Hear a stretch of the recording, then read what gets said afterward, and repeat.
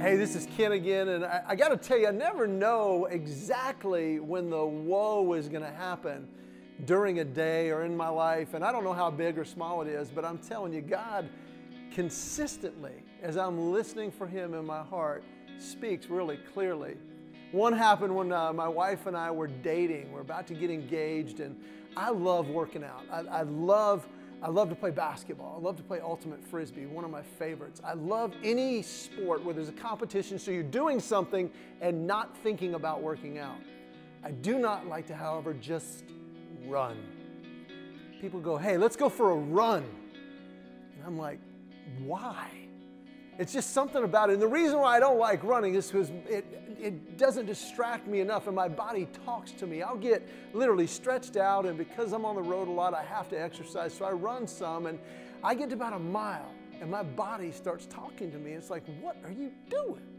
I'm like, I'm running. I got to get in shape. And I'm having this conversation in my head, and my body at about a mile and a half says, we don't like running.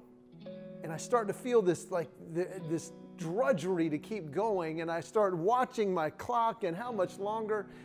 But then about 2 miles, my body will literally say, and I hear it clearly, not in a voice, but you either stop running or we will hurt you. And sure enough, at 2 miles, I'm going, and poof, I get a stitch, and then I get a cramp, and I'm like, I'm just going to walk this last mile. Well, here's my problem. Heather and I are dating, and she is an athlete, and I would work out with her after she got out of school. She's a teacher, and one day we're going to go work out, and I said, what do you want to do today? She goes, let's go for a run. Now that time, this is the, oh my gosh, there's this amazingly hot, beautiful, wonderful woman. I will do anything to spend time with her. And she said, is that okay?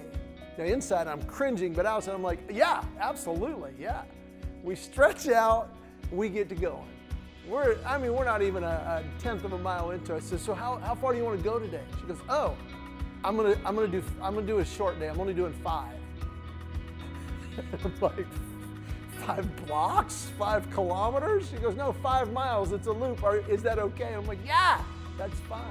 But see, nobody told my body. And sure enough, I get to a mile and my body's like, this is drudgery. We don't like this. And I ignored it, and I put it in the back of my mind. But at a mile and a half, my body says, we don't like running. You stop or we're going to hurt you. And sure enough, at 2 miles, I felt like a complete idiot. I get to go, and it's like, oh, God, and a cramp, and I'm trying to fight through it, and I'm trying to run through it. And she leans over, she goes, hey, are you okay? And I'm like, oh, yeah, this is normal. And I pushed through. Not only did I finish the 5 miles, the last half mile, I said, hey, do you mind if I sprint this last little bit? I was not trying to impress her. I wanted to get around the one corner I knew was there and die for a minute before she got around the corner. And it was literally around that corner where I'm just going, I just went, wow. Because that voice in my heart brought this clarity to my mind. That when we're with the right people, doing the right thing for the right reasons, we will go further and we will do better than we will ever do on our own. And God brought to my mind the verses, let us consider how to spur one another on to love and good deeds. And I'm sitting there just going, whoa, and letting that sink in. That was over 25 years ago, and I remember it like it was yesterday. And if you and I will just pause, just go whoa for a minute when something hits us like that and say, God, what do you want to speak to my heart right now? He will. I'll have another wow moment next time. I'll see you then.